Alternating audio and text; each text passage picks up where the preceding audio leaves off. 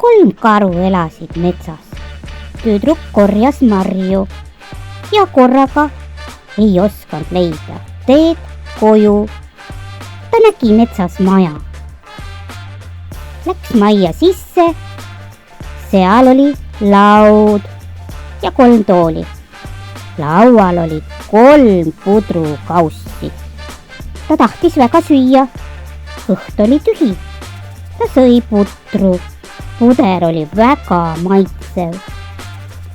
Nüüd hakkas kiikuma tooli peal ja tool läks katki.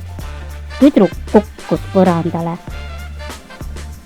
Korraga tundis, et ta on väga väsinud. Ta otsis, kuhu magama minna. Ta leidis väikse voodi magamistoas ja jäi magama. Koju tuli 3 karu. Nad nägid, et keegi oli neil külas. Nad leidsid väikese tüdruku.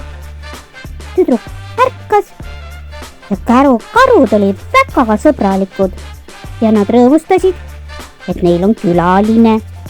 Väike karu näitas oma mänguasju ja nad mängisid sõbralikult veel kaua ja pärast juhatasid tüdruku koduteele ja hõikasid hüvasti jätuks.